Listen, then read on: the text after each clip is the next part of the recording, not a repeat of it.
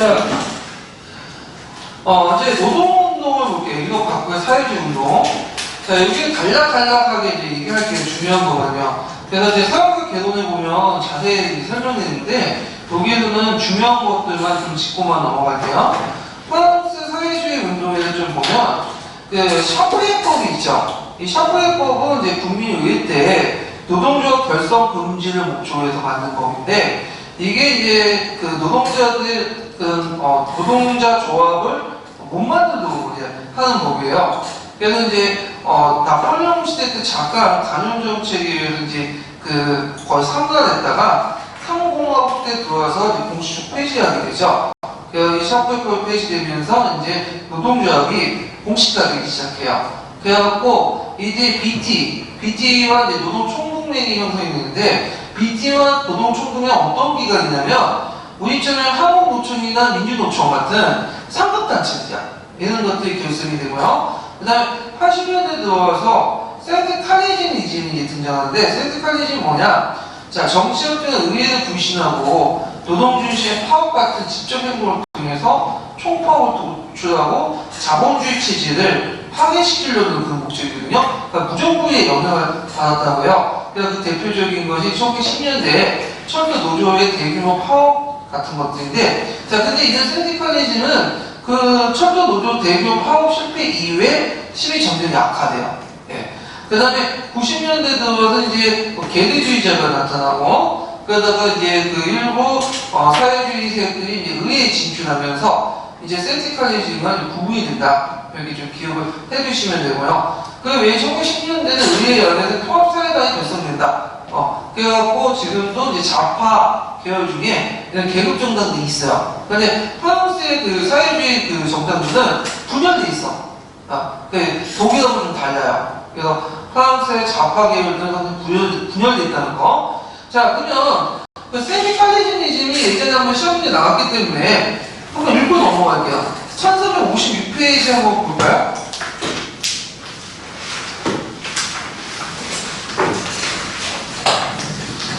자, 1456페이지에 보면 주 894번이 있어요. 한번 읽어볼게요. 1880년대 프랑스의 노조운동은 1840년대와는 달리 사회주의자를 포함한 부르주아 출신의 지식인을 배제하고 생디칼리즘을 받아들였다. 생디칼리즘은 정치 활동과 의회를 불신하고 노조 중심의 사업과 같은 직접 행동을 통하여 총파업을 도출하여 자본주의 체제를 파괴하려 하였다. 그렇기 때문에 다분히 혁명성을 내포하고 무정부주의의 영향이 강하여 혁명적 생디칼리즘 또는 아나르 코세 생디칼리즘으로 알려져 있다. 단지 조합에 가입한 노동자는 전체 노동자의 10% 미만이었고, 이런 노동자를 장악한 생디칼리스트의 비정치적 전략은 보통 선거가 실시되고 있는 정치 상황에서는 적절한 것이 못 되었다. 그리하여 1910년에 철도 노조의 대규모 파업이 실패한 후 생디칼리즘을 쇠퇴하였다.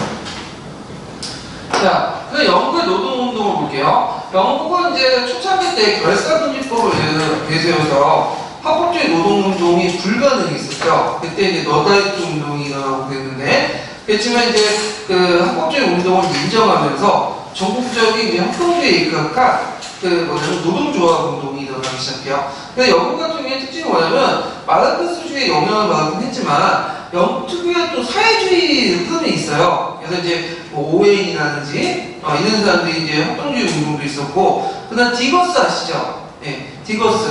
그래서 이제 영국 1900년대 때 디거스 같은 사람들이 또 그 흐름이 나타나는 것도 있고요. 그래서 영국은 좀 약간 자생적인 사회주의 흐름이 좀 나타나요. 그 다음에 여기 보면 이제 신조합주의라는 게 있는데, 신조합주의는 미수령공과 반수령공이 이제 반이라는 거는 완전한 수령공이 아니죠. 정규적인 어떤 전국적인 조의 조직화를 깨게 되고 사회주의 기량주의 부분을 추구하게 되면서 종전의 노조에 비해서 좀 가격화됐다. 이게 신조합주의 노선이고요. 그 다음에 또 이런 그 흐름 중에 또 하나가 뭐냐면 그 당시에 있는 가격화를 이제 대응해서 또 온건한 흐름도 또 나타나게 되거든요. 그래서 그 당시 사회민주주의협회라든지 폐비원협회, 독립노동당 이들이 노동대표위원회를 조직해서 후에 이제 뭘로 전환하냐면 노동당으로 전환을 하죠. 그래서 그 주요 역할을 했던 그 협회가 폐비원협회예요. 예전에 한번 설명했는데 이 페이비오페는 파비우스라는 로마의 집정관 이름을 땄다고 하거든요. 그래갖고 점진적인 어떤 사회주의 이념을 시작하자. 그래갖고 이때부터 이제 예전의 노동당은 자유당을 비판적으로 지지를 했죠. 그런데 이제 자유당 대신 누굴 지지하죠? 자체 이제 정치 세력가에서 노동당을 지지하게 되죠. 그래서 이때 이제 자유당은 그 20세기, 19세기 말에서 20세기 초반에 가면 이 노동당 쪽으로 이제 가는 노동자를 끌어들이기 위해서 여러 가지 복지 정책들을 이제 실시를 하지만 결국에는 누구 선택이에요? 노동당을 선택을 해서 좀 전에 자유당 보수당의 양당 체제에서 노동당 보수당 양당 체제로 바뀌게 돼요. 자, 그래서 이렇게 있고요. 그 다음에 독일의 노동운동을 볼게요. 독일은 영국과 프랑스보다 사회가 상당히 근본적으로 후진적인 사회야. 그래서 산업화도 좀 늦었죠. 물론 지금 독일은 영국과 프랑스보다 더 발달되지만 그때 당시에는 그랬어요. 그래서 산업화도 상당히 늦었고 또 이제 그 독일 같은 경우에는 또 문제점이 뭐냐면 그 시민사회가 그 당시 그렇게 형성되지 못했어. 그래서 맨날 누구의 권위주의 사회, 그리고 짜증의 통제 이런 사회였다라는 거죠. 그러다 보니까 이 독일의 노동운동은 그 영국과 프랑스보다 더 가격해요. 이게 좀 특징이죠. 그래서 이제 첨단 과정을 보면 그 당시 이제 사회민주당이 창당이 되죠. 그래서 그 라셀가 이제 독일 노동자 총동맹을 연합을 결성하고 그 다음에 사회민주노동당이 이제 서로 가합이 돼서 이제 3인당이 이제 발전이 되게 되는데 여기에 보면 이제 고타강령이 있어요. 고타강령.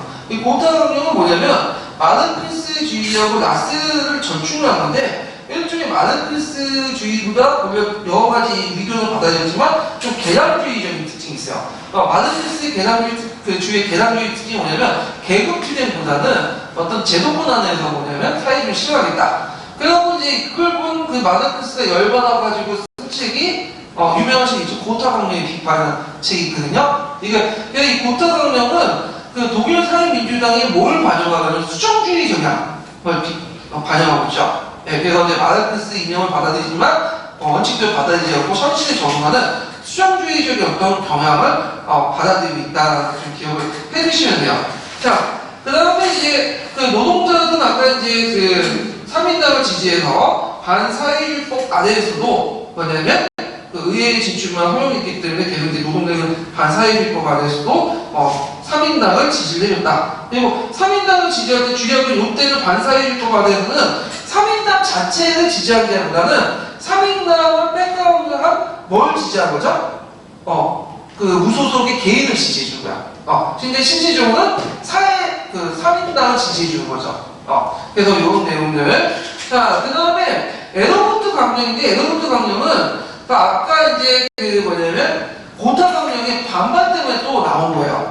이거는 원칙적으로 뭘 주장은 마르크스 이념에 충실하고 계급투쟁을 강조하는 게 에더부트 강령인데 결국에는 이 두 가지들 수정주의 강령, 수정주의 강령은 고타 강령, 그리고 마르크스 이념 강령은 에더부트 강령이 결국 싸우다가 어떻게 해결되는 1890년대 후반에 베를린슈타인에서 수정주의적인 관점으로 정착이 되죠. 그래서 사회주의는 계급투쟁보다는 개혁의 연속으로 점진적 시험을 주장하자. 그래서 처음에는 당대에 부정했다가 이 베를린슈타인의 관점이 나중에는 수용하게 되죠. 결국에는 이제 베를린슈타인 수정주의 관점이 이제 독일 3인당의 어떤 관점이 된다. 근데 베를린슈타인 수정주의 관점이 그렇다고 해서 다 받아들인 건 아니에요. 왜냐하면 1차 세계대전 이후에 소수파 3인당 세력들과 독립파 3인당 세력들과 공산당 세력들이 있어요. 따로 독립해서. 그들은 계속 뭘 주장하죠? 계급 투쟁론을 주장하게 되죠. 그렇지만 지금 3인당은 베를린슈타인 수정주의 관점을 받아들인 3인당이다. 여기 좀 기억을 해주시면 돼요. 그러면 독일의 노동계급 3인당이 왜 영국과 프랑스에 비해서 상당히 가격한가? 왜냐면 가격하다는 것은 상대적인 거예요. 그러면 왜 가격한 걸 이제 볼 수 있는데 첫 번째는 뭐냐면 독일의 부르주아들은 영국과 프랑스와 달리 민주주의 개혁과 시민의 자유 도입을 실패했다. 그러니까 시민사회 형성하기 어려운 사회였죠. 독일은 오랫동안 융코 중심의 어떤 사회였어요? 권위주의 사회였죠. 그러다 보니까 이제 반권위주의 이런 것들이 있었고 그 다음에 두 번째는 그 가부장적 복지수단 강국 이게 누구예요? 비스마르크죠. 네, 비스마르크가 사회주의 역을 막기 위해서 복지 정책들을 했죠. 그 다음에 노동자의 충성심 강화, 그 다음에 노동조합을 잘 인정하지 않았죠. 이런 것들이 이제 경제 투쟁이 아니라 정치 투쟁으로 했다. 왜냐하면 영국과 프랑스 같은 경우 일찍부터 이제 샤프법 폐지하고 조합법 폐지하면서 노동조합을 만들어지거든요. 그러니까 이런 노동조합이 물론 정치권에도 진출하긴 했지만 주로 노동자들이 관심이 뭐가 있어요? 노동조건 개선, 그 다음에 임금 인상이죠. 그러니까 좀 경제 투쟁에 관심이 있거든요. 근데 얘네들은 노동조합 자체가 안 되니까 일단 노동조합 합법화 시키려면 어디에 진출해야 돼? 정치에 진출할 수밖에 없는 거잖아. 그러니까 정치 투쟁에 집중될 수밖에 없고, 그리고 상당히 조직화돼요. 왜 조직하게 됐어요? 네. 정치권과 싸우고 그 다음에 권위주의 정부가 싸우려면 어떻게 돼요? 조직화될 수밖에 없는 거고, 조직을 유지하려면 유연해서는 안 되죠. 강력한 시행이 필요하고 강력한 투쟁이 필요하잖아. 그러다 보니까 당연스럽게 어떻게 되는 거야? 영국과 프랑스 노동조합보다 상대적으로 강성일 수밖에 없겠죠. 이것도 우리나라하고 비슷한 것 같아. 우리나라도 7, 80년대 막 억압을 하니까 이게 이제 뭐야? 점점 조직화가 되잖아. 조직화가 되고 집권화되다 보니까 어떻게 정치적 문제를 이제 같이 얘기하고 그리고 강성 투쟁을 하게 되고 그렇게 되는데, 자, 하여튼 이런 것들이 있었다. 그리고 그 당시에 그 독일 제국이라는 것은 모든 계급들 위익감이 다 반영된 게 아니야. 어떤 사람이죠? 융코와 일부 부르주아 계급들.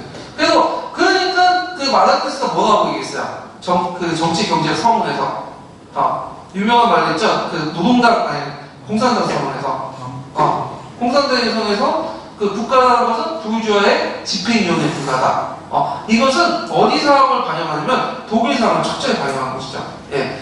그래서 이런 것도 있다는 거. 그렇지만 3계급제, 제국 위의 보통선거, 3계급제하는 보통선거는 3인당을 7대 정당을 만들었지만 이 3계급제 때문에 어떻게 됐다?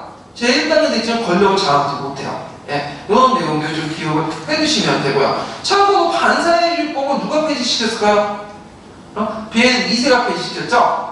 비엔 2세는 누굴 싫어했어? 비스마르크를. 그러니까 예전에 누구처럼 노무현 대통령 다 싫어하잖아. 다 폐지시킨 것처럼 무조건 이게 옳고 그름을 떠나가고 싫은 거야. 그냥 폐지시켜버린 거죠. 예. 자, 그 다음에 그 사회주의자끼리 유럽 내 국제적인 어떤 연합조직을 만든 것이 있는데 이걸 인터내셔널이라고 해요. 자, 인터내셔널은 제1 인터내셔널, 제2 인터내셔널, 그 다음에 여기 제3 인터내셔널, 이걸 뭐라고 하죠? 코미트라고 하죠. 자, 1 인터내셔널은 누가 주도를 했냐면 1864년에 마르크스, 엥겔스가 주도를 했죠. 그래갖고 이제 그랬지만 그 당시 마르크스와 코르돈과 바쿠니 무정부주의 갈등 때문에 해체됐어. 예. 그다음 제2 인터내셔널은 이 사람들의 직접적인 행동보다 의회를 통해서 자본주의를 중개하자. 노동계급 정당의 수입 필요성. 그러니까 우리나라 수정주의적 어떤 의견이 대세였지만 이것도 그 당시 이제 1차 세계대전이 일어나자마자 각국이 이제 전쟁에 참여하는 바람에 뿔뿔이 헤어졌죠. 그러니까 이때는 계급보다 뭐가 나오죠? 민족. 그러니까 민족별 싸움이 일어나니까 이제 계급 무시하고 자기 나라 돌아가서 이제 총잡고 상대방을 충실하고 그러면서 이제 끝났고, 그 다음에 3 인터내셔널인데 이건 누가 만들었죠? 레닌이. 그래서 3 인터내셔널을 뭐라고 하냐면 코민테른이라고 해요. 네. 이 코민테른은 별표 하나 정도 쳐놓으세요. 이 우리나라 근현대사하고 관련돼 있죠. 그래서 코민테른의 지시에 따라서 우리나라 사회주의 세력들이 왔다 갔다 하잖아. 네, 중국의 어떤 공산당 세력도 왔다 갔다 하고. 자, 그래서 창시한 레닌인데 이 레닌은 이제 러시아 혁명을 세계혁명의 한 부분이세요. 그러니까 러시아 혁명이 끝나는 게 아니라 러시아 혁명을 기점으로 해서 전 세계 사회주의 혁명을 확산시키려고 했어요. 그래서 이제 만든 기구가 뭐냐? 코민테른이고 그 본부를 모스크바에 있거든요. 근데 실제 코민테른은 전 세계의 사회주의 공산주의의 기관을 자청하지만 실제 그 뒤에 누가 있어요? 소련이 있죠. 소련이 이제 코민테른 내세워서 이제 전 세계 사회주의 공산주의 정부 그 단체들을 가난하는데 그 당시에 그 공산주의와 사회주의 단체들은 누구 말을 들었죠? 코민테른 말을 들었어. 특히 코민테른 뭘 쥐고 있기 때문에 돈주기. 돈주는 돈이나 좀 받아먹으려면 조직을 유지하는 돈이 필요하잖아. 코민테른 말을 다 들을 수밖에 없는 거지. 그래서 이제 중국 공산당이나 뭐 우리나라 그 조선 공산당이나 다 뭐예요? 이 코민트는 지시를 초창기 때 받고 이렇게 행동을 했던 거예요. 그래서 이제 이 그 청일선언을 보면 호진 여러 민족의 자결권, 식민지 반식민지 해방을 주장했고 특히 이제 소련의 외교 정책을 강요해서 러시아 시절의 모든 식민지를 포기하고 중국과 맺은 불평 조정을 폐기 선언하죠. 무슨 선언이야? 카라 선언이죠. 제대로 지켜줬어, 안 지켜줬어? 안 지켜줬죠. 자, 이거 나중에 얘기하고요. 특히 이제 2차 대회 때가 좀 중요할 때 뭐냐면 2차 대회는 이제 소련의 뭐냐면 조직 방식을 택했어. 소비에트 조직 방식을. 실제로 코민트에서. 그래서 이 코민트 집행위의 명령은 절대 복종해야 돼. 예를 들어 이제 중앙집권제 집행부를 이제 중앙집권적 체제를 만드는데, 그래서 이제 그때 코민트에 내걸었던 논리가 뭐냐면, 일단은 그 전 세계 사회당이나 공산당은 누구의 허락을 받아야 된다. 코민트의 지시를 받고 허락을 받아야 돼. 그리고 일단 일국주의를 내세우자. 그래서 하나 당교대회들이 분열돼서 안 된다. 그래서 한 나라에는 하나의 공산당과 사회당만 있어. 그래서 뭐 중국 공산당, 일본 공산당, 우리 조선 공산당, 고려 공산당 이렇게 이제 내세웠죠. 그리고 코민트는 밖에서의 그 공산당 활동을 금지했어. 그러다 보니까 나중에 신간의 해체 때 그 조선 공산당이 다 해체됐잖아요. 그래서 인정투쟁 받으려고 막 투쟁하고 그러잖아. 왜? 코민트는 인정받아야지만 공산당의 조선공산당이 공식적으로 성립될 수 있기 때문에 그런 건데, 자, 하여튼 그래서 이제 세계 공산주의 이해관을 소련이 이해관을 일치시키고요. 그리고 2차 대회 때 좀 눈여겨볼게. 예전에 한번 시험에 나왔던 게 있죠. 별표 하나 쳐보세요. 뭐냐면 민족과 식민지 문제라는 태제를 바꿔요. 자, 이건 역사적 배경이 이제 필요한데, 그걸 이해하기 위해서는 1차 세계대전 이후에 서로 각지에 이제 그 스파르타쿠스 같은 공산당 발현이 됐죠. 공산혁명이. 근데 다 진압됐죠. 근데 그걸 가만히 생각해보니까 왜 진압됐냐? 서유럽은 이미 시민사회가 형성됐기 때문에 공산주의나 사회주의가 뭔가 계급투쟁이나 폭력혁명을 통해서 러시아와 같은 정권을 장악하는 건 되게 힘든다는 걸 알게 된 거야. 이 레닌이. 그러면 어디로 오냐? 유럽보다는 어디냐? 아시아죠. 그냥 아시아들이 상당히 좋거든. 왜냐 러시아와 비슷한 사회 구조고 낙후돼 있고 그것도 뭐냐면 잘하면 이제 사회주의 세력이 확대될 수 있고. 근데 문제는 그 당시 이제 중국이나 이런 나라들의 사회주의 세력이 너무 미약하다는 거야. 그러니까 그 당시 좀 힘이 있는 좀 민족주의 세력에서도 좀 더 약간 진보적인 세력들과 손을 잡고 계급 연합을 통해서 해라 지시를 내렸죠. 이게 이제 뭐냐면 민족과 식민지 문제의 태세예요. 그래서 이제 중국에서는 뭐가 일어났죠? 제1차 국공합작이 일어난 거잖아요. 네. 그리고 이제 여우룡이 이때 왔어요. 여우룡이 와갖고 이제 레닌한테 이제 얘기를 했어. 그러니까 레닌이 이제 하는 말이 조선이라는 사회는 참 후진적인 사회고 낙후한 사회다. 미개한 사회이기 때문에 아직 그 사회주의운동단이 아니고 어떤 단계를 부유주의 운동이 단계니까 그냥 부유주의 계층들과 잘 협력해서 사회주의운동 나중에 생각해봐. 이런 식으로 했고 여우룡도 끄떡끄떡하면서 뭘 지향했죠? 부유주의 운동. 그래서 이제 해방 전후에 보면 이제 조선 공산당이라든지 이런 당들의 사회주의 단체에 보면 공산주의 운동은 안 내세요. 뭘 내세우죠? 부유주의 운동. 이걸 내세우죠. 그래서 이제 있는데 하여튼 되게 영향을 줬던 거다. 좀 기억을 해주시면 되고요. 그 다음에 그 외에 2차 같은 게 1차 국공합작에 우리나라 신간의 운동을 가지고 또 이제 7차도 되게 중요한데 7차는 2차 국공합작하고 인민전선 30년대 자화합작 운동이에요. 왜냐하면 이 7차 때 코민트 때는 그 당시 1930년대 뭐가 확산됐죠? 전체주의. 그러니까 이제 전체주의 세력들과 학대 대응하기 위해서 그 당시 또 손을 뻗었던 민족주의 세력들과 손을 잡게 돼요. 그래서 이 코민트를 지시했다가 우리나라 독립운동, 특히 사회주의 운동에 큰 영향을 줬다. 중국의 사회주의 운동하고. 그래서 이렇게 있고, 결국에는 코민트는 1943년에 해산이 돼. 왜 해산이 됐겠어요? 독일이 소련을 공격하죠. 그러니까 소련이 입증할 때는 미국이나 이런 나라로 도움을 받아야 되는데, 코민트라는 기관을 계속 유지해도 도움을 안 주죠. 그러니까 연합군의 어떤 협조체를 유지하기 위해서 이 코민트를 해산을 했다. 그래서 있는데 그거에 이제 2차 대전 끝난 다음에 스탈린을 중심으로 해서 또 비슷한 그것을 만들죠. 이게 뭐냐면 코민포놈이라는 단체를 이제 1947년에 만들죠. 코민포놈. 예. 그 다음에 이제 제4 인터내셔널이 있어. 제4 인터내셔널은 누구냐면 트로츠키 아시죠? 스탈린과 대립했다. 나중에 얘기했지만 이 사람이 이제 제4 인터내셔널을 만들어가지고 정확히 119호에서 이제 조직을 해갖고 이제 그 스탈린과 대응하다가 스탈린이 파견된 자기에 의해서 암살당하잖아요. 예. 그래서 이제 이렇게 해서 이제 그 인터내셔널 역사를 한번 좀 얘기를 했고요. 자, 그래서 이제 그 예전에 1 인터내셔널 부분이 한번 나왔기 때문에 관련된 부분들 한번 읽고 넘어갈게요. 자, 1355페이지 펴보세요.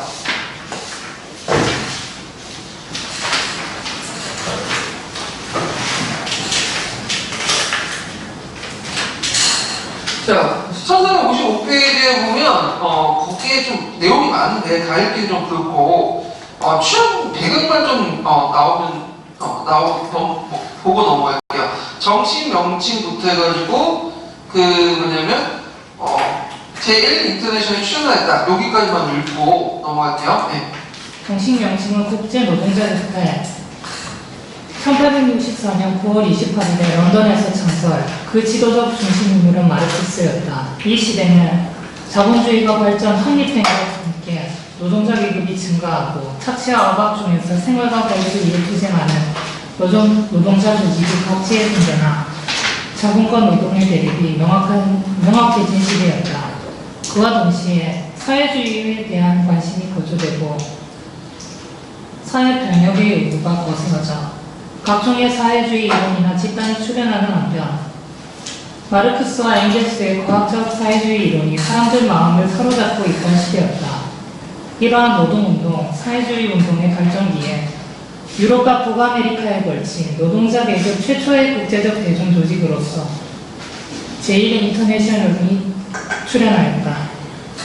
예. 자, 그 다음에 이제 뒤에 넘어가면 왜 제1 인터내셔널이 왜 분리되는가, 분열되는가 그 내용인데 줄친 부분만 한번 읽어볼게요. 서양사 개론에 있는 내용인데 492번 말씀하시면 네. 여기 참가한 각국 대표들을 다양하였다. 대부분 사회혁명가가 아니었고 마르크스주의자 소수였다. 가장 수적으로 많았던 것은 영국의 노동조합 대표들이었고 그 밖에 오웬주의자와 차티스트들도 있었고 프랑스 대표로서는 프루동주의자와 블랑키주의자가 참가하였다. 이러한 구성에서 짐작할 수 있듯이 제1 인터내셔널은 대립과 갈등, 특히 마르크스와 프루동 및 바쿠닌의 무정부주의 추종자들 사이에 대립과 갈등으로 큰 성과를 거두지 못하고 1876년 소멸하였다. 네, 그 부분 이제 좀 기억을 해주시고요. 그러면 관련된 기출문제를 좀 볼게요.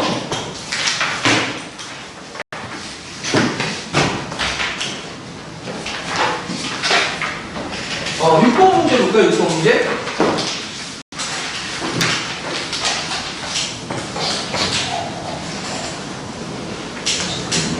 문제 226페이지요. 자, 밑줄진 이들에 대해서 오는 것을 보기로 고른 것은 자, 이들은 모든 정치, 조직, 교육, 권위를 거부하고 국가 권력의 강제 수단을 철폐하고자 하였다. 또한 인간이 법과 사회체계의 구조부터 벗어나 사회 구조의 원리를 실천하게 된다면 진정한 의미의 정의에 도달할 수 있다 역사였다. 바쿠닌 크로포트키가 있다. 무정부주의자죠. 그 보면요. 자, 기억을 보면 영국 인민운동의 주요 세력이다. 인민운동 세력과는 좀 달라요. 이들은 틀리고. 그 다음 니은을 보면 제1 인터내셔널에서 마르크스 진영과 충돌했다. 아까 전에 그 제1 인터내셔널에서 그 당시 마르크스, 무정부주의자, 바쿠니, 이 사람들이 막 충돌했다고 했죠. 자, 그 다음에 디귿을 보면 20세기 초 프랑스 센티칼리스트 조직을 완화시켰다. 이거는 틀려요. 왜냐면 센티칼리스트 이거는 그 내부 그 갈등과 소멸 때문에, 파업 때문에, 가격까지 없기 때문에 했고, 요도는 오히려 그 무정부주의에 영향을 받은 사람이야. 그러니까 틀렸죠. 그 다음에 니은을 보면 포노동이라는 재산이란 무엇인가에 이론적 기초를 했다. 맞죠? 재산은 뭐라고 했어요? 절도라고 했죠. 예. 그래서 이제 소규모의 어떤 그 소유만 인정하고 국가를 부정하는 그런 어떤 무정부주의 아버지가 포노동이라는 사람이거든요. 이렇게 있고요. 그래서 요거는 문제가 좀 어려운 문제예요. 그래서 사회학개론에 저기 사회주의사가 있는데 그 사회주의를 꼼꼼히 읽어봐야지만 풀 수 있는 부분이거든요. 네. 그래서 제 생각에는 안 나올 것 같아. 최근 전번에는 또 믿음 문제가 나오니까 좀 곤란한 상황이죠. 사회주의와 관련된 부분이. 네. 자, 그러면 잠깐 이제 뭐하고 관련돼서 이제 보시면 아까 이거 언급한 부분이 217페이지 보세요. 예전에 몇 했는지는 모르겠는데.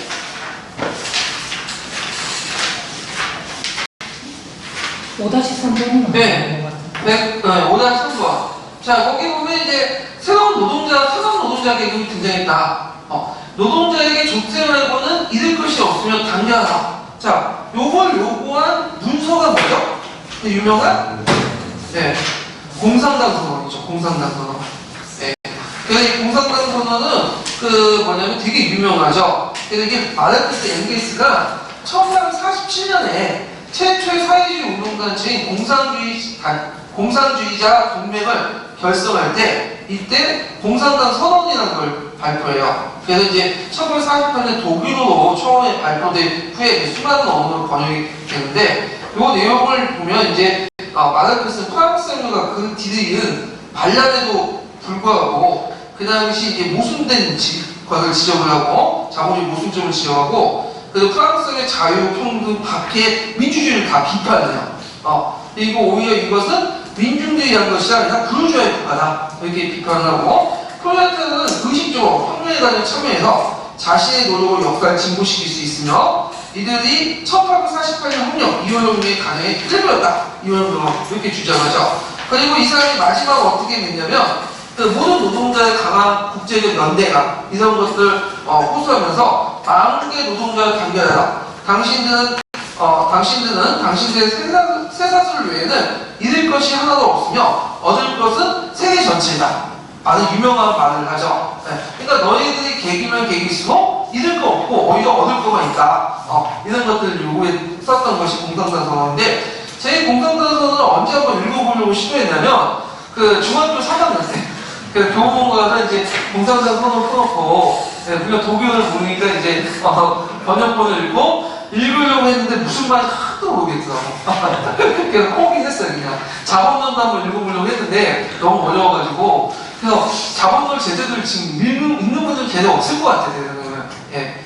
자, 하여튼 이 마르크스는 상당히 똑똑한 사람이에요. 예, 그 사람이.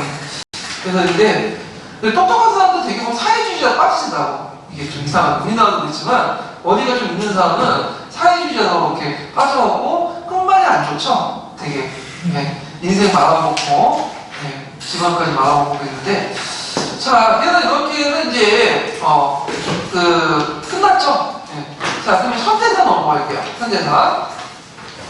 자 현대사는 이제 기초문제 분석법을 보죠. 자 정치에서 제일 많이 나오는 게 제국주의예요. 그래서 제국주의 시대의 국내 사람이나 뭐 제국주의 특징 이런 것들 이제 보면 되고 허수사 내용의 제국주의가 그 다음에 전체주의가 또 나오죠. 이번에도 나온 게 이탈리아와 관련된 침략 정쟁과 관련된 것이 나왔고요. 러시아혁명도 나왔죠. 러시아혁명 순서 신경제 정책이라든지 멘세비키와 볼세비키 차이점. 그러니까 2차 세계대전 이런 것들. 그래서 특히 2차 세계대전 히틀러 집권 과정이 있죠. 침략 과정하고.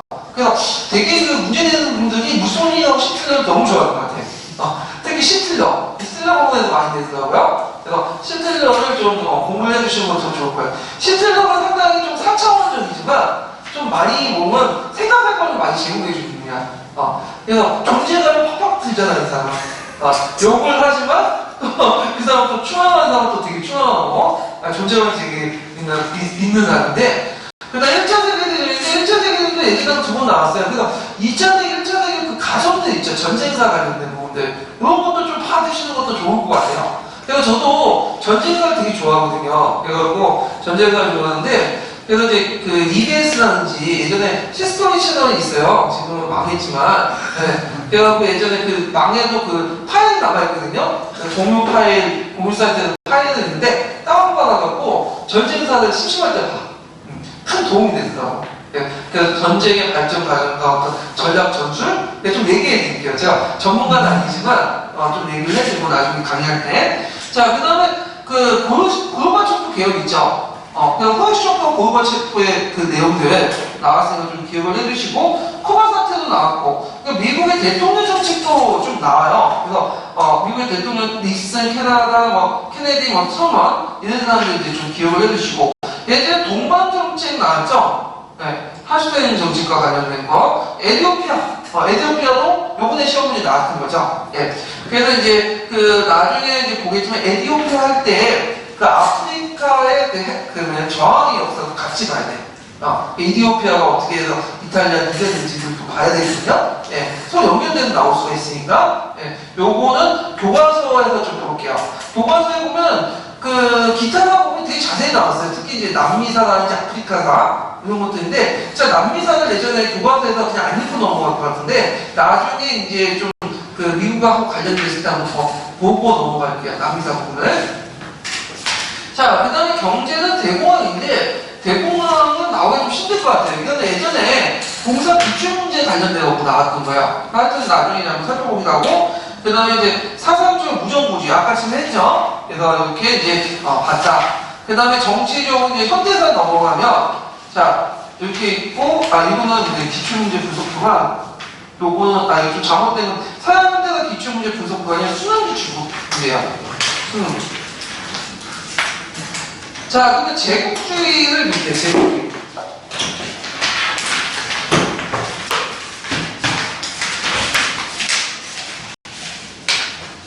자, 이 제국주의라는 거, 임페리얼리즘이라는 것은 일반적인 의미는 뭐냐 하면 다른 나라 또는 다른 민족을 정복해서 대국을 건설하는 거야.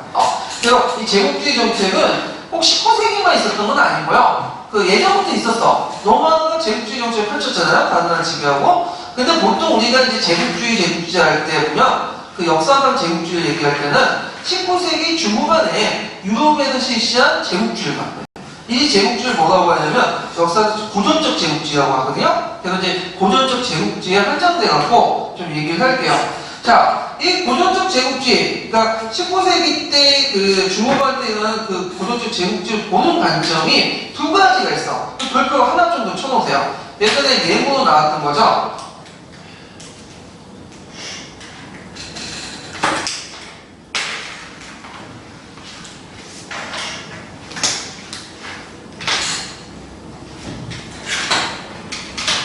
자, 이 고전적 제국주의는 이제 당시 홉스나 이제 레닌이 이렇게 이제 봤는데, 이 홉스는 이제 제국주의 는 보면 이 홉스라는 사람은 영국 노동자 좌파 세력이거든요. 그래갖고 자본주의와 제국주의를 최초 연결해서 선별했던 사람이에요. 이 사람은. 그래서 이제 이 사람은 어떻게 보냐면 일단 국내 시장에 투자가 불가능하죠. 왜냐면 이게 경제학에서 보면 투자를 계속하면 수학 체감의 법칙이 적용되죠. 어느 순간에 투자를 하면서 뭐예요? 더 손해를 보는 게 그 시점이다. 그럼 국내에서 투자를 못하면 당연히 어디로 들어가야죠? 해외로 들어가야죠. 그럼 왜 국내에 투자를 못하냐? 시장이 축소되기 때문에. 왜 시장이 축소되죠? 임금을 적게 줬기 때문이죠. 그러니까 이제 저희가 구매율이 악화되니까 2년 자본들이 이제 어디에 투자하게 되죠? 식민지에 투자하게 돼요. 그래서 이제 소수의 금융가들이 이제 뭐냐면 식민지에 투자를 해서 각자 이득을 챙기는 그런 모습들 이제 하게 되는데, 그래서 실제적으로 제국주의 국가의 국민들은 못 사는 데 반해서 일부 금융자본가들만 잘 사는 그런 구조가 일어나고, 이런 것들이 이제 국내 자본에 더 이상 투자를 못하니까 식민지에 투자하게 되고, 그러면 식민지가 뭐예요? 폐쇄돼야 되겠죠. 네, 그러면서 제국주의 정책이 나타났다. 그럼 이 제국주의 정책을 없애기 위해서는 어떻게 해야 되죠? 분배를 잘하면 되죠. 분배를 잘하면 어떻게 돼? 분배를 잘하면 사람들이 돈이 많으니까 가처분 소득이 늘어나니까 많이 살 거 아니야. 그러면 시장이 국내 시장이 확대되고 내수가 확대되면 더 이상 제국주의 국가들이 밖에 나가서 힘들게 나가서 식민지 개척하면서 거기 자본을 투자할 필요가 없겠죠. 그래서 국내 문제에 분배만 잘 해결하면 이 제국주의 문제가 해결될 수 있다. 이렇게 이제 주장을 해요. 예. 그래서 지금도 우리나라 경제 문제점이 뭐냐면 분배가 안 되는데, 분배가. 그래서 일부 사람들이 자본을 소유하고 있죠. 그래서 500만원 주고 막 한 번씩 하잖아. 네, 누군지 아시겠죠? 네. 500만원이면, 그 돈이 뭐야?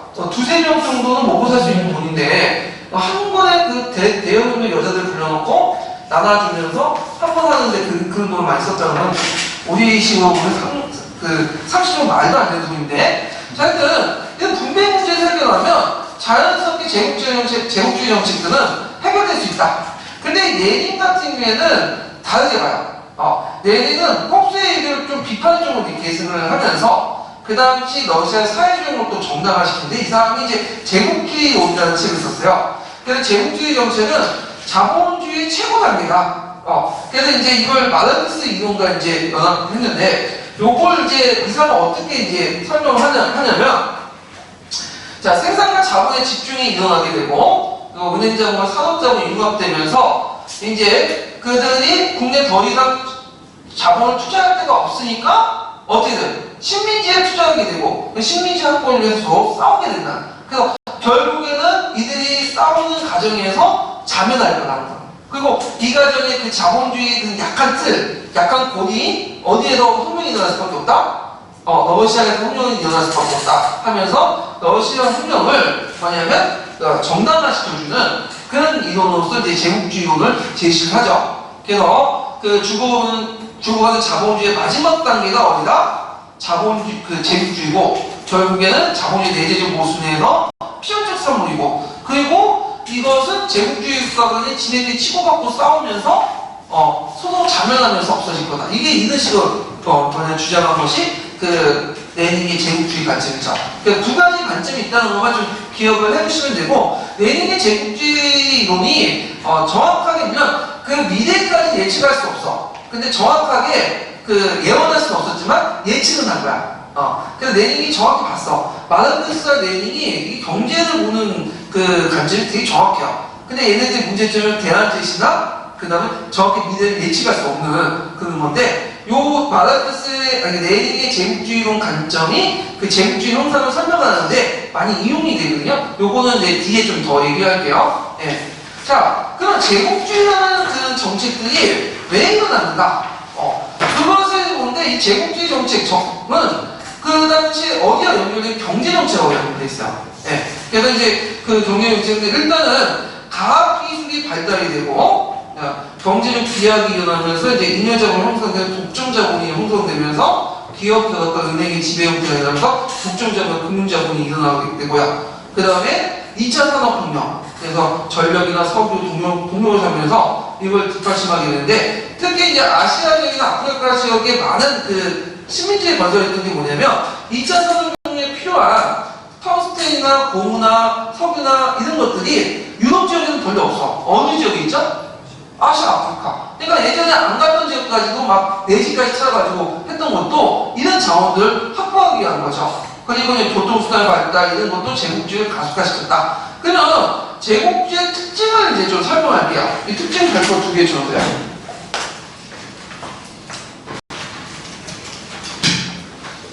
자, 제국주의 정책은 기본적으로 뭐 때문에 일어났다고 했죠? 경제적 배경 때문에 일어났다고 했죠? 그 밑에는 이제 제2차 산업혁명이 있는데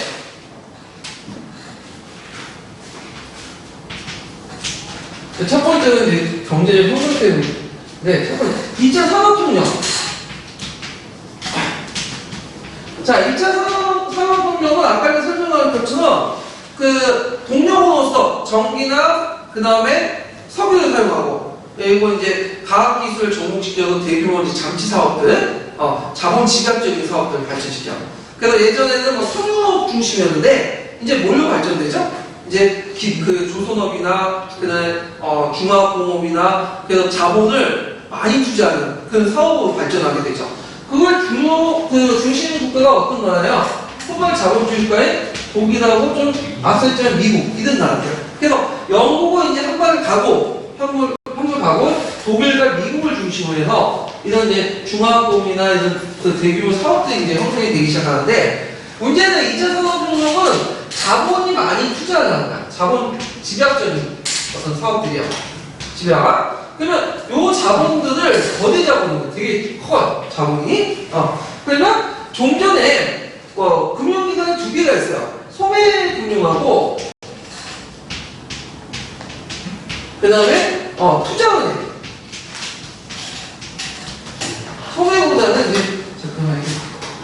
은행. 일반 은행. 이렇게 이제 은행이 두 개가 있는데, 예전에 이제 산업혁명 때 일반 은행의 자본 가지고도 충분했어. 되게 섬유업 같은 게 규모가 작기 때문에 자기 자본을 이용하거나 좀 빌려도 요런 데는 조금만 돈 빌려가지고 운영하죠. 그러면 요때는 업체가 많이 뭐냐면 있어도 업체 경쟁자가 많아도 조금만 이득만 챙기면 뭐 먹고 살 수 있어. 그래서 지금도 있잖아 섬유업체들 옷 만드는 회사도 되게 많잖아. 중구난방하잖아. 왜냐면 자본 투자가 적기 때문에 조금만 걷어도 생존할 수 있는 구조야. 이런 데는 이제 은행도 뭐 일반 은행, 소매금융 정도 이런 은행들. 그런데 자본 규모가 커지면 자기 돈 가지고 장사 못하죠. 그러면 투자은행을 해서 돈을 빌려야 될까요? 근데 은행 규모가 작아야 되겠어요? 커야 되겠어요? 은행도 크죠? 이 투자은행은 규모가 더 커. 그리고 이 투자은행은 이익을 극대화시키기 위해서 그냥 직접적으로 자기가 와가지고 또 기업을 투자를 해요. 그래갖고 이제 투자은행들이 이제 규모가 있는데 이 투자은행들이 이제 뭐냐면 자본을 투자를 해요. 그러면 요때 이제 거기 그 자동차인데 여기에서 이제 보통 자동차라든지 조선업이라든지 이런 업체, 항공기 이런 업체는 그 처음에는 뭐죠? 여러 업체들이 뛰어들겠죠. 근데 이들은 자본이 많이 투자한 만큼 또 자본의 이익을 어떻게 해요? 극대화시키게 되는데 문제는 계속 그 경쟁하다가 어떤 기업은 이제 한계가 있어서 도태되죠. 그래서 몇 개 업체로 되게 두세 개 업체로 이게 시장이 나눠먹게 돼요. 국가정책이에요, 국가정책. 이거는 그때뿐만 지금도 마찬가지예요. 지금 자동차 회사나 항공기 회사 이거 많아요, 적어요? 없죠? 다 몇 개 업체로 크게 나눠먹잖아. 왜냐면 나한테 투자한 만큼 얻어야 되기 때문에 규모의 경쟁이 좀 있어야 돼. 등치가 커야 된단 말이야. 그러다 보니까 우선 자본 형태가 등장한다? 독점 자본주의 형태가 등장해요. 네. 그리고 이 사람들이 자본을 투자했잖아요, 투자은행들이. 근데 이제 이 사람들이 만약 사업이 제대로 안 됐다. 그러면 자기 돈을 빌려줬잖아. 그러면 이 대출금을 뭘로 바꿔요? 출자금으로 바꿔. 그러니까 이제 대출금을 안 받는 대신에 뭘로? 주식으로 다시 바꿔. 전환을 할 거죠. 그러면 이 은행 자본들이 무슨 자본들과 결합되죠? 산업 자본들과 결합돼. 그래서 은행이 산업의 산업을 지배하는 구조가 형성되죠. 그러면서 이 자본을 무슨 자본주의 세다가 금융 자본주의 이렇게 되죠.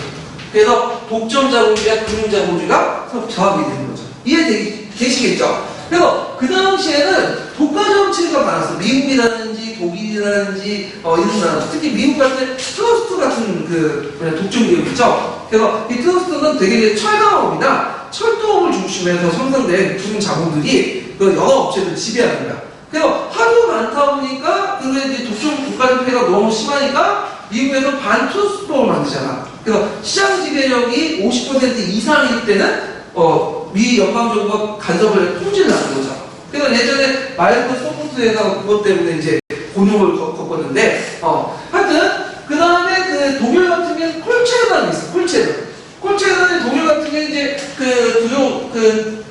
사업을 이끌었던 게 투자은행이거든요. 그래서 은행을 모해서 그 밑에 자회사가 있어. 그래서 이 자회사를 통제하는, 우리나라 재벌 정도 비슷한 콜체르 같은. 그래서 독일 같은 경우는 특징이 뭐냐면, 영미 국가는 특징이 뭐예요? 주주자본주의죠. 주주들이 와서 이사결정하잖아. 근데 독일 같은 경우에는 이해관계자 자본주의예요. 세이크홀드 자본주의라고 얘네들은 은행도 들어가고 주주도 들어가고 노동자도 같이 들어가서 이사회를 구성해요. 네. 그래서 의사결정하게 되죠. 그래서 이거는 영미식 발전 모델하고 독일식 발전 모델이 달라져요. 역사가 좀 달라지는데 하여튼 이렇게 해서 독점자본주의가 금융자본주의가 돼 있고, 근데 문제는 경제학에서 뭐가 적용됐다고 했죠?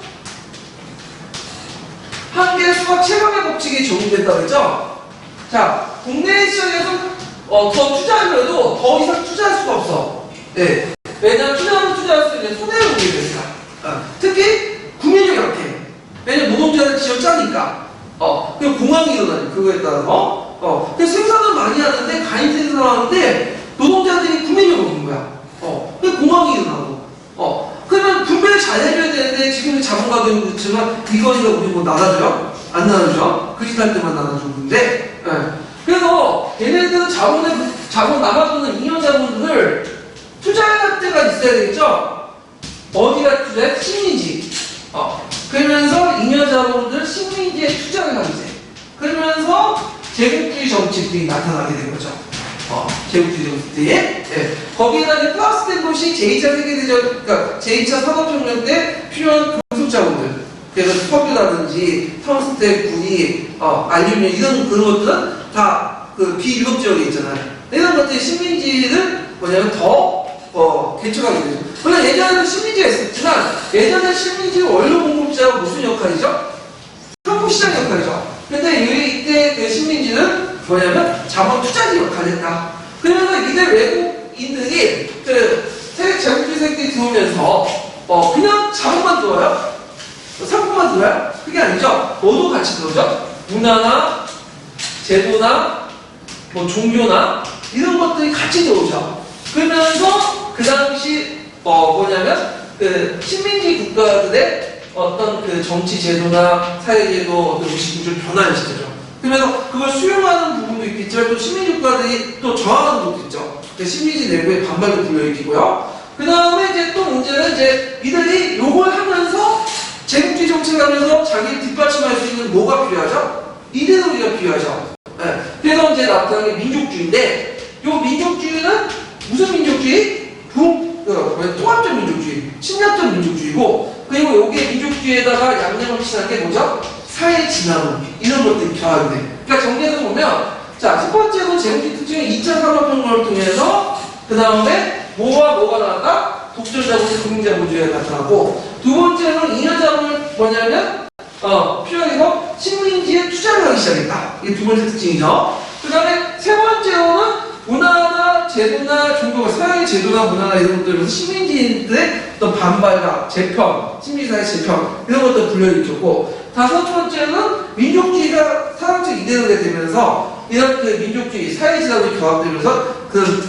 이데올로기가 됐다. 여기는 것도 이제 연결시켜서 보시면 될 것 같아요. 자, 그래서 이런 내용들 좀 기억을 해주시면 되고, 자, 그러면 2차 산업혁명은 아까 이제 설명한 것처럼 이제 그 당시 과학혁명과 기술혁신이 이제 결합되는데, 예전에 산업혁명 기술자들이 기계를 만들었잖아요. 이제는 누가 만들어요? 과학자들 연구를 통해서 기계를 만들죠. 그래서 더 빠른 생산력의 발전을 일으켰다. 이렇게 보시면 되는데, 특징은 전력과 석유가 동력으로 사용되어 있고, 그 다음 비금속 부분, 중공업 부분에 투자를 하게 되고, 생산 방식도 일반적, 대량 생산, 그 다음 기업과 공장 대형화. 대표적인 게 뭘까요? 포도 생산 방식이 뭐냐면 도입이 되죠. 이렇게. 그 다음 산업혁명 때 기술자 발명 위주에서 2차 산업혁명 때 과학자들이 연구를 위주했다. 그래서 오히려 더 이제 그 기계 발전 속도가 더 빨라졌다. 이렇게 보시면 되겠죠. 주도국은 미국과 독일고 상대적으로 영국과 프랑스는 낙후됐다. 이렇게 보시면 돼요. 자, 그 다음에 제국주의 정책 한번 읽었나요? 금속부가서 지금 47페이지 볼게요.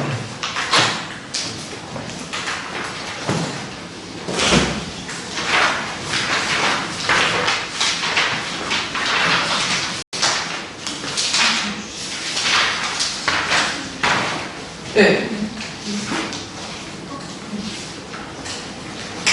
본문이 길어요. 네. 19세기 후반의 서양 열강은 월등한 경제력과 군사력을 앞세워 더 많은 식민지를 건설하기 위해 적극적인 대외 팽창을 시도하였다. 이를 제국주의라고 부른다. 제국주의적 팽창은 자본주의가 고도로 발전하는 상황을 배경으로 이루어졌다. 중화학공업 분야에서 대량 생산이 이루어지고 막대한 수익이 생기자 서양 열강은 공업 발전에 필요한 값싼 원료 공급지와 제품의 판매 시장, 나아가 국내 잉여 자본의 투자처를 찾아 해외로 눈을 돌렸다. 또한 제국주의는 국민국가들이 서로 경쟁하는 상황 속에서 추진되었다. 한 나라가 식민지를 획득하면 다른 나라도 경쟁적으로 식민지를 획득하여 세력 균형을 맞추고자 하였다. 더욱이 열강은 다른 나라와의 경쟁에서 승리하는 일에 국민의 관심을 돌림으로써 산업화로 발생한 국내의 사회적 갈등을 해결하고자 하였다. 제국주의는 서양의 문화적, 인종적 우월의식에서도 비롯되었다. 서양인들은 비서양인들을 미개하다고 여기고 문명화하여야 한다는 사명감을 갖고 식민지 쟁탈에 참여하였다. 이 과정에서 다윈의 진화론을 국제관계에 적용하여 우수한 인종만이 생존하고 열등한 인종은 도태된다고 주장하는 사회진화론과 인종주의가 확산되기도 하였다. 선진공업국인 영국과 프랑스를 선두로 하여 독일, 이탈리아, 미국 등이 제국주의 정책을 추진하였다. 여기에 뒤늦게 공업화를 이룬 러시아, 일본 등이 합세하면서 제국주의 열강 사이에 식민지를 둘러싼 경쟁과 갈등이 격화되었다. 예, 그러니까 그때 이제 그 서양인들의 어떤 우월감이 잘 나타나는 것이 뭐냐면 백인의 진이라는 그 뭐냐면 키프링이나 말하는 사람이 있어요. 이게 영국의 식민지 장관인데 거기에 이제 그 미개한 모습을 보이는 흑인들 안고 학교에 가고 있는 백인의 그림이 있는데 이거는 어쩔 수 없이 자신의 그 사명이기 때문에 미개한 사람들 계몽시켜줘야 되는 것은 신앙부터 부여된 어떤 사명이다. 그러니까 우리가 얘네들을 침략한 목적은 우리가 얘네들 가진 걸 뺏는 게 아니라 얘네들의 어떤 그 신의 사명을 받고 얘네들 뭐냐면 개화시키기 위해서 한 거다. 그래서 이제 이렇게 했는데 말도 안 되는 소리죠. 예. 그래서 이제 하여튼 백인의 짐 이렇게 좀 기억을 해주시면 되고 자 그러면 각국의 제국주의 노선을 좀 볼게요. 영국이 예전에 한번 나왔는데 아까 이제 그 제국주의 특징들 공통된 특징이 있는데 약간 이제 각국마다 좀 약간 특징이 좀 달라요. 예. 앞에 언급했던 걸 이제 뭐냐면 바탕을 깔고 각국마다 좀 특징이 있는데 그 중에 영국은 제일 많은 강단 식민지를 확보하고 있었죠. 그래서 이제 해가 지지 않는 나라라고 부를 만큼 있는데 1차 세계대전 이전까지 세계 무역과 금융의 중심이에요. 그래서 암스테르담강이 17세기 초중반까지 금융의 중심이었고 그 다음에 런던 넘어갔다가 1차 세계대전 이후에는 뭐가 되는 거죠? 미국. 근데 지금도 런던도 금융의 중심지에 계속. 네. 그래서 이제 지금 영국 같은 잉글랜드 같은 경우에는 산업기반이 거의 무너졌어요. 그래서 얘네들 먹고 사는 게 거의 뭐냐면 금융이거든요. 그러니까 브렉시트 한다고 해서 얘네들의 좋은 일이 하나도 없어. 네. 그래서 근데 하여튼 이건 별개 문제로 넘어가고. 자, 그래서 이제 19세기 때 당시에 세계 무역은 금융의 중심지였고요. 그래서 얘네들은 식민지 팽창 정책을 접근하면 제국주의를 달성하고 있고, 그래서 무슨 정책을 냈죠? 삼시정책. 예. 그래서 나중에 좀 삼시정책이라는 것은 뭐를 연결시킨 거죠? 카이로, 예. 케이프타운, 캘커타. 특히 이제 이 삼시정책을 통해 누굴 보호해 준 거야? 인도. 근데 영국의 어떤 그 모든 그 식민지 정책은 다 인도에 맞춰 있어. 왜냐면 인도는 제일 큰 원료 공급지와 시장 역할을 하고 인구도 많잖아요. 그리고 그 인도에 있으면 영국의 패권을 상실할 수가 없었어. 왜냐면 영국은 해군 중심이에요. 육군이 별로 없어. 근데 육군은 누가 대주는 거죠? 인도가 대주는 거냐. 그래서 모든 정책들은 다 인도에 맞춰져 있어요. 그래서 영국이 수에즈 운하를 점령하거나 나중에 차지하거나 러시아 남한 정책을 막으려고 했던 것도 다 뭘 보호하게 한 거죠? 인도를 보호하게 한 거예요. 예. 자, 그래서 있고 그다음 영국 같은 경우에는 국내 실업자 문제와 가인 인구 문제를 해결하는 거죠. 저기 뭐냐면 거기 세션로즈의 이제 연설문 있죠? 여기 보시면 이제 알겠지만 그래서 이제 일단은 그런지 몰라도 어느 정도 성공했어. 영국인들이 프린시들이 많잖아 지금. 뉴질랜드, 호주 다 영국인들 우선자리에요. 예. 자, 그다음 프랑스 같은 경우는 뭐냐면 일단 국제 고립을 이제 탈피하는 성격도 있고요. 그 다음에 국내의 어떤 경제 문제 해결. 그리고 프랑스 같은 경우 특징이 뭐냐면 문화적 제국주의예요. 예, 문화적 제국주의. 이 문화적 제국주의 뭐냐면 프랑스의 이제 프랑스의 이제 내용을 보면 얘네들이 어떤 나라를 공격한다. 그러면 일단은 군대가 먼저 안 가요. 누가 가죠? 선교사들이 가.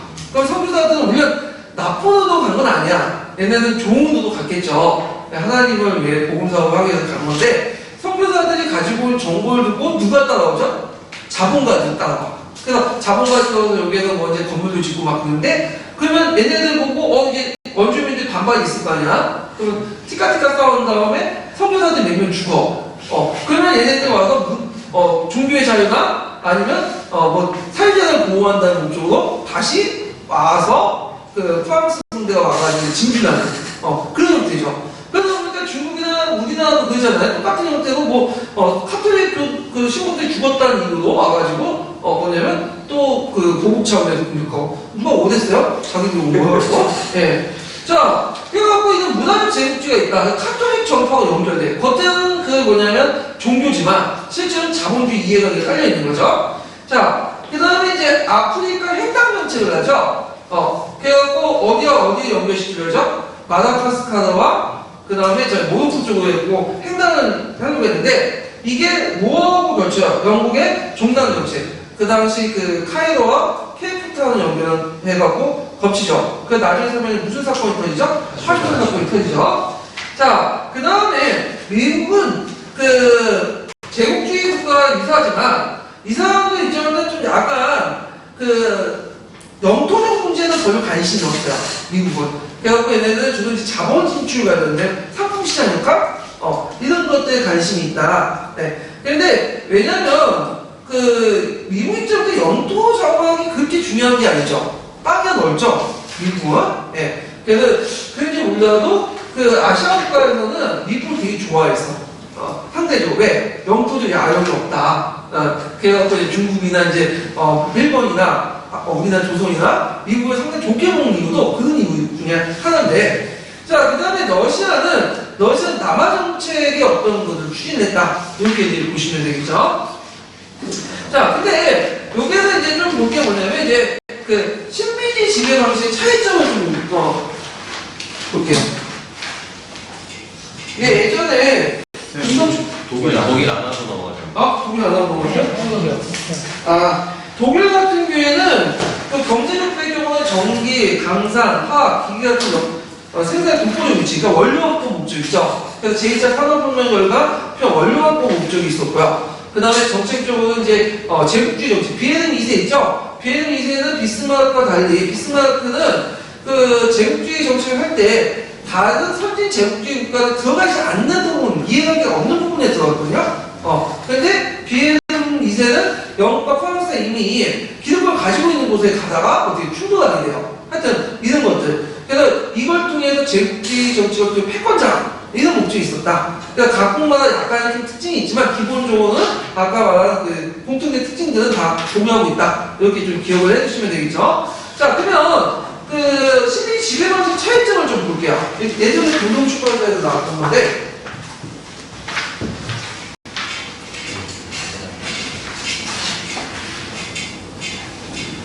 동아시아 책에도 나와 있어요.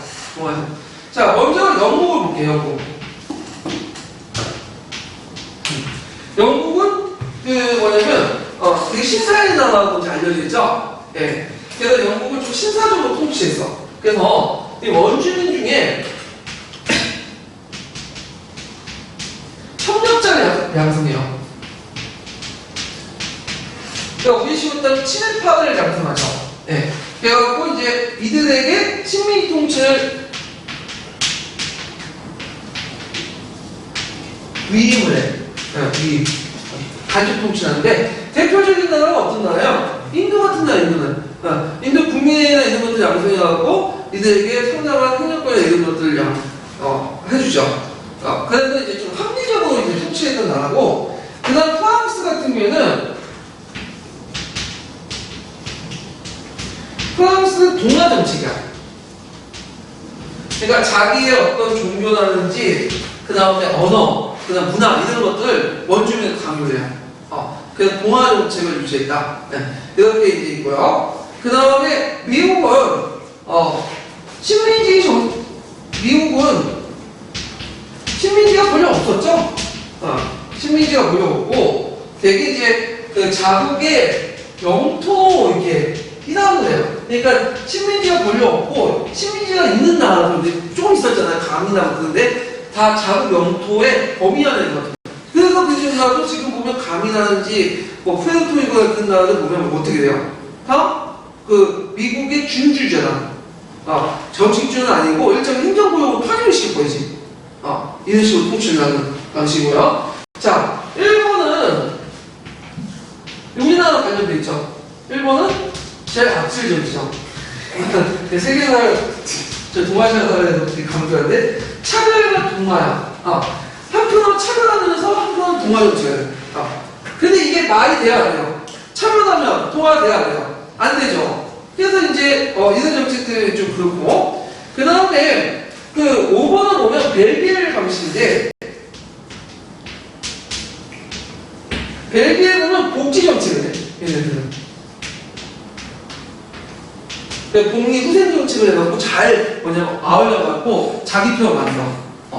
그래서 제일 벨기에는 좀 약간 그래도 나은 심리 정책을 했다. 예. 그래서 각국마다 이제 뭐냐면 그 심리 정책이 다른데 동아시아 측에서 제일 비판한 심리 정책은 어디다?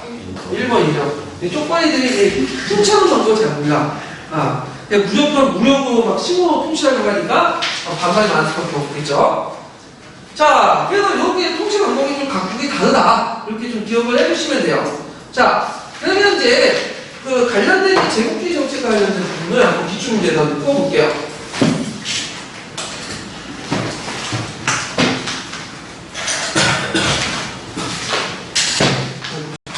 이게 어디서나?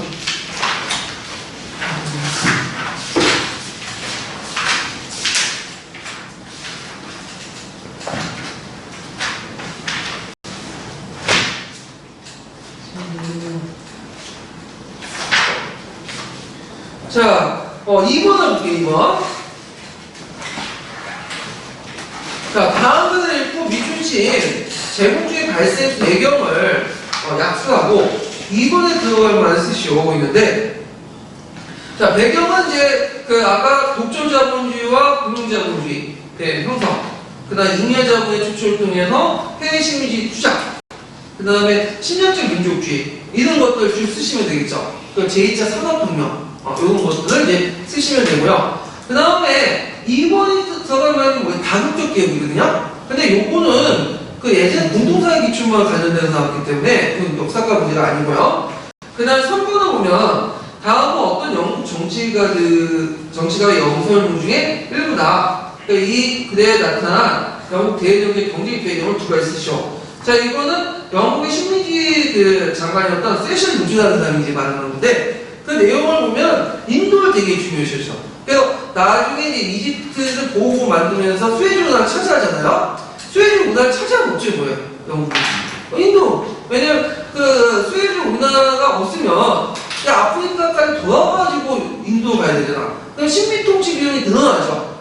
그리고 인도에도 발란이나 이런 데는 신부까지 지나갈 수 없고. 근데 수에즈 운하가 장악하면 뭐야? 꼭 인도 지킴을 하잖아. 예. 그래서 그 모든 그 영국의 어떤 심리 정책은 다 인도에 초점이 맞춰져 있다. 이렇게 좀 기억을 해주시면 되죠. 그래서 경제 배경을 썼으니까 독점자본주의, 뭐 금융자본주의, 요게 이제 초점을 맞춰서 쓰시면 되겠죠.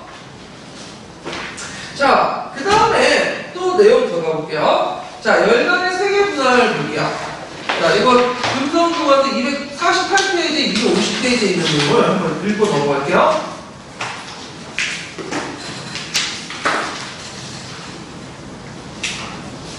자, 여기 보면 이제 248페이지하고 249페이지, 250페이지에 있는데, 자, 일단은 248페이지부터 한번 넘어가요. 읽고 아프리카 설명하고 나서 그 다음에 이제 밑에 거 이제 좀 설명할게요. 248페이지. 네.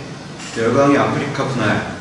신한로 개척 이후 서양 열강은 아프리카 대륙의 해안지대에 진출하여 노예무역을 통해 막대한 이익을 얻었다. 19세기에 들어 리빙스턴과 스탠리 등의 탐험가들이 아프리카 내륙지를 답사하여 검은 대륙의 실상이 더 잘 알려지게 되었다. 서양 열강은 산업화에 필요한 막대한 지하 자원과 시장 잠재력이 아프리카에 있음을 알고 앞다투어 진출하기 시작하였다. 그리하여 에티오피아와 라이베리아를 제외한 아프리카 전 지역이 서양 열강에 의해 분할 점령되었다. 영국은 북쪽의 이집트에서 최남단의 케이프타운 식민지를 잇는 아프리카 중단 정책을 추구하였다. 한편 프랑스는 아프리카 횡단 정책을 펼쳐 서부의 알제리, 모로코, 세네갈 등을 기점으로 동쪽으로 진출하여 영국과 대립하였다. 결국 영국과 프랑스는 파슈다에서 충돌하였으나 마지막 순간에 서로 양보하여 전쟁으로 치닫지는 않았다. 그 밖에 벨기에는 중앙아프리카의 콩고를, 포르투갈은 앙골라와 모잠비크를 식민지로 삼았다. 한편 아프리카 분할에 늦게 뛰어든 독일은 카메룬과 토고를 차지하였고 한때 모로코를 둘러싸고 프랑스와 대결하여 긴장이 고조되기도 하였다. 아프리카를 분할 점령한 서양 열강은 아프리카인들을 사탕수수, 모카, 코코아 등을 재배하는 농장 경영에 동원하였다. 또한 금, 다이아몬드 등 귀금속을 얻기 위한 광산 개발을 통해 아프리카인들을 잔혹하게 수탈하였다.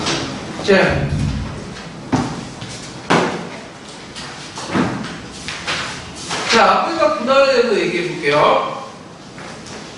아프리카의 분할이 계기가 됐던 것이 리빙스턴과 스탠리 타운 때문이거든요. 그래서 수에즈 운하의 개통 이후에 활발히 되는데, 예전에도 아프리카는 알고 있었어. 근데 저도 이제 유럽인들이 알고 있는 아프리카는 어느 지역이냐면 북아프리카 연안이나 그 이제 해안가 정도? 그 정도만 있었고 내륙까지는 깊숙이 못 들어갔어요. 내륙까지 못 들어간 이유가 다 있었어요. 왜냐면 그 당시 이제 아프리카 내륙까지 들어가려면 큰 문제가 뭐냐면 그냥 말라리아 때문이야. 그래서 이 아프리카 내륙까지 말라리아가 상당히 이제 유럽인들의 큰 고통을 얻었는데, 왜냐하면 아프리카인들은 항상 그 말라리아가 이제 풍토병이니까 큰 문제가 없었는데 유럽인은 말라리아라고 하면 거의 죽었거든요. 그러니까 못 들어가게 된 거야. 근데 1852년에 요이 파스트라는 사람이 키니네라는 알약을 이제 개발했어요. 그래서 먹으면 말라리아를 뭐냐면 퇴치할 수 있는 거야. 그러니까 그걸 먹고 내륙까지 깊숙하게 들어가게 된 거야. 그래서 그 리빙스턴 스탠리는 원래는 그 아프리카 점령한 목적으로 들어간 건 아니고 일종의 탐험 목적으로 들어간 거야. 그래서 먼저 리빙스턴이 이제 뭐냐면 들어갔는데 아프리카에 탐험만 더 들어갔는데 행방불명이 됐어요. 그러니까 그에 대해서 기자였던 스탠링이 이 리빙스턴을 찾는다고 들어갔어. 그러다가 이 사람이 이제 또 찾고 있다가 어떻게 되죠? 그 리빙스턴과 스탠링이 극적으로 만났어. 그러면서 그 과정 속에서 이 아프리카에 관련된 내륙 정보가 많이 들어오게 된 거죠. 그러니까 이 말을 듣고 벨기에 왕 레오폴드 2세가 그 스탠리에게 콩고 개발 원조를 이제 하면서 콩고 화폐를 설립하게 돼요. 그러면서 콩고를 벨기에 식민지로 만들게 되거든요. 근데 이 콩고가 벨기에보다 30배나 더 커. 그러니까 이제 이거에 대해서 이제 각국이 가만히 있겠어요? 아니죠. 이거 왜 콩고가 어떻게 벨기에보다 수십 배 같은데 그냥 먹냐? 그래가지고 다툼이 일어나니까 우리의 그 비스마르크 형님께서 무슨 얘기를 했지? 베르니니. 그래서 베르니니인데 베르니니는 그 요때 우리가 생각하는 그 스테파노 그 조약을 폐기했던 베르니니가 아니라 다른 베르니니예요. 그래서 이제 베르니니에서 이제 많은 이제 그 각국을 불러 모았어. 그래서 그 배경을 보면 아까 말한 것처럼 그 뒤쪽이에요. 651페이지. 벨기에의 콩고 영수를 하니까 영국과 포르투갈 나라들이 반발하게 되죠. 그래서 이제 그 내용을 하다가 일단 아프리카를 주인 없는 땅이다.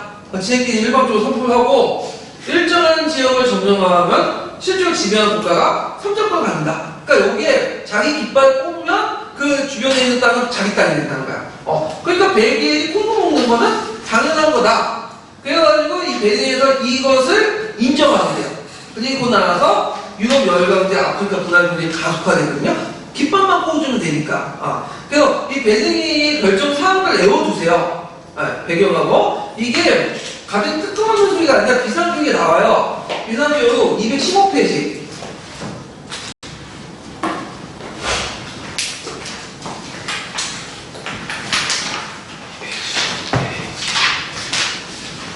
자, 215페이지에 보면 거기에 이제 두 번째 단락 있죠. 두 번째 단락. 그래서 첫 번째 단락하고 두 번째 단락 한번 읽어볼게요. 몇 페이지요? 215페이지요. 215페이지? 네, 첫 번째, 두 번째 단락. 못 찾으시면 다른 부분에서 빨리 찾는 분이. 19세기 초까지 아프리카 대륙의 해안 일부를 지배한 서구 열강은 하는 이후 금은 고무 등 각종 자원을 얻기 위해 아프리카 대륙으로 진출했다. 리빙스턴과 스탠리 등의 탐험가들이 각국 정부의 후원을 받으며 내륙으로 돌아가는 길을 개척하였고, 서구 열강은 막대한 지하자원과 시장 잠재력을 가진 아프리카 전 지역을 침략하기 시작하였다. 먼저 벨기에의 레오폴드 2세가 중앙아프리카의 콩고강 유역에 대한 영유권을 선언하였다. 그러자 이미 콩고강 유역에 진출해 있어 프랑스, 포르투갈 등이 강력히 반발하였다. 이에 베를린에서 회의가 열려 아프리카 분할 문제를 논의하였다. 회의에서는 실효성 있는 지배를 먼저 확보한 나라에게 지배권을 인정한다는 원칙이 결정되었고, 이를 계기로 아프리카에 대한 서구 열강의 식민지화가 본격적으로 진행되었다. 자, 그래서 베들링의 그 배경하고 그 내용을 외워두셔야죠. 실효성 있는 지배를 먼저 확보한 나에게 지배권을 인정한다. 이런 것들 외워두시고 그걸 계기로 해서 서구 열강의 식민지가 본격화됐다. 외워두시면 될 것 같아요. 이 부분을. 예. 그래서 이제 다시 앞으로 돌아서 거기에 이제 아프리카 분할에 적극적으로 참여했던 나라가 영국과 프랑스죠. 물론 다른 나라도 있지만, 자, 영국 같은 경우에는 종강 정책을 내세요. 그래서 이제 그 이집트의 카이로와 남아프리카의 그 케이프타운을 연결하는 정책을 하고 거기를 케이프타운과 연결하죠. 그래서 삼시 정책을 하게 되고 특히 이제 이집트의 수에즈 운하를 내수하고요. 이 수에즈 운하는 이제 나중에 얘기했지만 이집트에서 이제 근대화 개혁을 하는 과정에서 그 영국과 프랑스 자본을 많이 끌어들거든요. 그래서 원래 수에즈 운하는 그 영국, 프랑스가 같이 협력해서 만든 건데 나중에 영국이 프랑스의 주식까지 사들여. 그래서 수에즈의 소유권까지 차지하고 이 수에즈 운하를 통해서 뭘 하려고 하죠? 인도를 가는 통로를 막 확보하려고 하죠. 그리고 이 수에즈 운하를 확실하기 위해서 이집트를 뭐예요? 보호구역시켰죠. 그래서 이제 통치하고 있는데, 자, 그 과정에서 이제 아라비아 파샤 같은 그 반란이 일어났는데, 이거는 나중에 기타사 할 때 이제 얘기를 할게요. 자, 그 다음에 남아프리카의 지배권을 확립하기 위해서 보호전쟁을 일으키죠. 원래 이제 남아프리카 지역은 그 네덜란드 후손이었던 보호인들이 개척한 지역이었는데, 나중에 영국인들이 와서 쫓아내죠. 그래서 내륙주의 오렌지 자유국가 트랜스 공화국을 만들어요, 내륙에. 근데 거기에 오렌지 자유국가 트랜스 공화국에 뭐가 이제 발견이 되냐면 다이아몬드가 발견됩니다. 가만히 있어요? 아시겠죠? 영국은 뭐냐면 빌미를 붙여가지고 거기 공격을 해요. 그때 이제 세실 로즈라는 사람이 이제 주도를 하는데 그래서 결국에는 거기를 통합을 해가지고 남아프리카 연방을 조직해요. 남아프리카 연방을. 네. 그래갖고 이제 있고. 프랑스 같은 경우에는 횡단정책을 하죠. 알제리아, 아까 좀 모로코라고 했는데 알제리아하고 마다가스카르를 연결하는 그런 정책들을 하게 되는데 그래서 알제리아 합병하고 티니지와 모로코를 보호령을 삼고 마다가스카르가 어떤 섬인지 아시죠? 그 아프리카 제일 큰 섬 있잖아요. 거기에 연결시켜 식민지화 하려고 했는데 그 영국의 방해 때문에 제대로 못해요. 그래서 이제 파쇼사 사건에서 어떻게 돼요? 걸리죠. 그래서 이 파쇼다라는 곳에서 이 파쇼다는 어디에 있는 거냐면 그 수단 있죠, 수단에 그 있어. 북수단 부분에 있는데 거기에 영국군과 프랑스군이 충돌하게 되는 거야.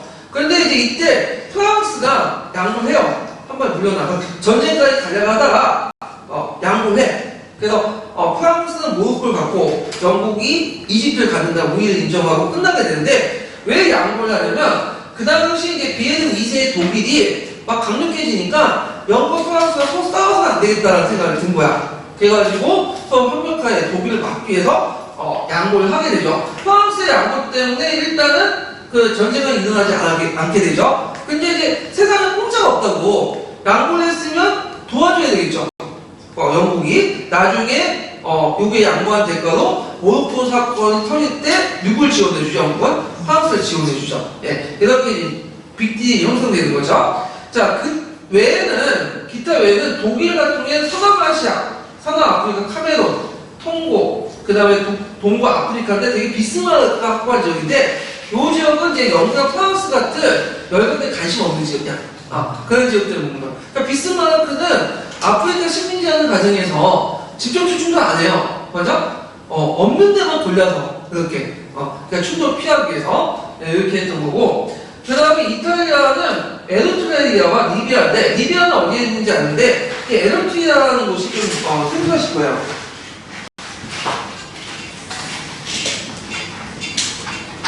자, 여기 보면 이제 여기 사우디아라비아 반도가 있고 이렇게 있고 여기를 뭐라고 하죠? 홍해라고 하죠. 홍해 연안인데 홍해 연안에 이제 이집트가 있고 요 밑에 이제 수단이 있고 여기 삐쭉 나온 데가 이제 이디오피아라는 지금 있죠. 네, 이디오피아. 그래서 지금 에티오피아죠. 근데 우리 때가 어릴 때 이디오피아라고 있어. 왜냐면 여기 에티오피아 내륙국가고 그 다음에 요 에티오피아 연안 부분을 뭐라고 하냐면 에트루리아라고 했어요. 에트루리아. 근데 지금 독립국가인데 이 에트루리아를 어디 점령했냐면 이탈리아가 점령했어. 요 해안 지역을. 그리고 더 나아가서 어디까지 공격하려고 했죠? 에티오피아 왕국까지 공격하려다가 요 개멸되죠. 그래서 요거는 그때 이제 되게 의미가 있는 게 뭐냐면 서양인들 최초 쳐부신 국가가 에티오피아야. 그러니까 완전 이탈리아는 그때 개망신 당한 거지. 예. 그래서 이제 독립을 이제 인정받고 그러는데 요거는 좀 이따 그 아프리카사 할 때 좀 얘기를 할게요. 자, 그래서 있고 그 다음에 이제 뭐 벨기에 콩고, 포르투갈, 앙골라, 모자비크. 그래서 이 아프리카는 그 20세기 초반에 딱 두 개의 국가밖에 없어. 하나는 나이베리아, 하나는 에티오피아. 나이베리아는 미국의 해방대회가 건국했기 때문에 건드리지 못했고, 그다음 에티오피아는 수도 자력으로 이탈리아군을 격파시켰죠. 예. 그래서 이 내용들 좀 기억을 해주시면 되고. 그러면 왜 그 당시에 그 유도민들이 왜 이렇게 격파가 갔냐? 쉽게 저 아프리카 전쟁이냐? 다 이유가 있어요. 자, 잠깐만. 동학사 몇 페이지 펴보시냐면 221페이지 펴보세요.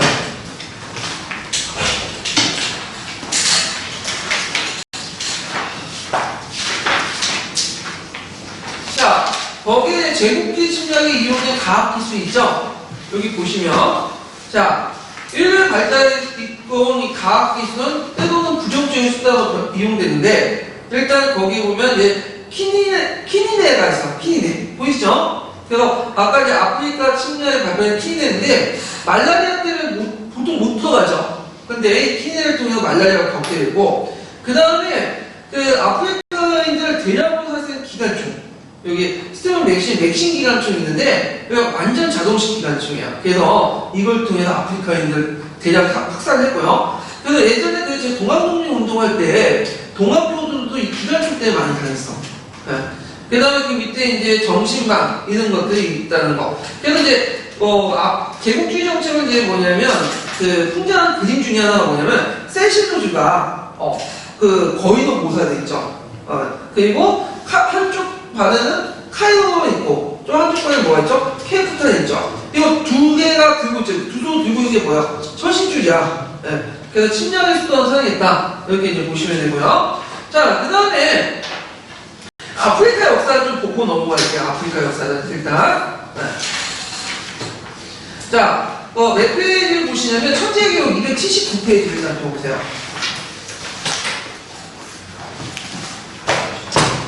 요번에 그 이탈리아 침공과 관련돼 갖고 이제 나올 수가 있어요.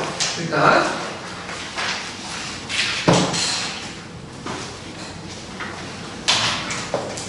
자, 거기에 아프리카 민족운동 있죠? 예, 예전에 그냥 넘어갔는데 거기 이제 그 에티오피아에 이제 관련돼 갖고 나올 수 있기 때문에 볼 필요 있어요. 자, 유럽의 열강들은 그 모든 원주를 확보하기 아프리카 침략인데 예전에 아프리카 별 관심이 없었죠? 왜 관심이 없었어요? 거기 가봤자 뭐 먹는 게 없거든. 근데 이런 제2차 그런 산업혁명을 통해서 금이나 은이나 고무나 석유 이런 것들이 아프리카 많다니까 너도 나도 이제 몰려들기 시작한 거죠. 그래서 이제 그 아프리카 군화 시민을 삼으니까 아프리카에서는 국왕, 귀족장, 주술사들이 중심으로 저항운동이 일어났다. 그래서 프랑스 같은 경우에는 이제 그 알제리 침략의 심리를 삼았고 그때 알제리 이제 한 30년 동안 끈질기게 저항운동을 했죠. 그래서 프랑스는 10만 명을 동원해서 간신히 이겼고요. 그 다음에 이제 남아프리카에는 대규모 다이아몬드가 금강산에 발견되니까 그 당시 이걸 차지해서 보호인들 몰아내죠. 그래서 이제 보호전쟁이죠. 남아프리카 동쪽에 있는 줄루 왕국을 공격해 줄루 전쟁을 일으켰고요.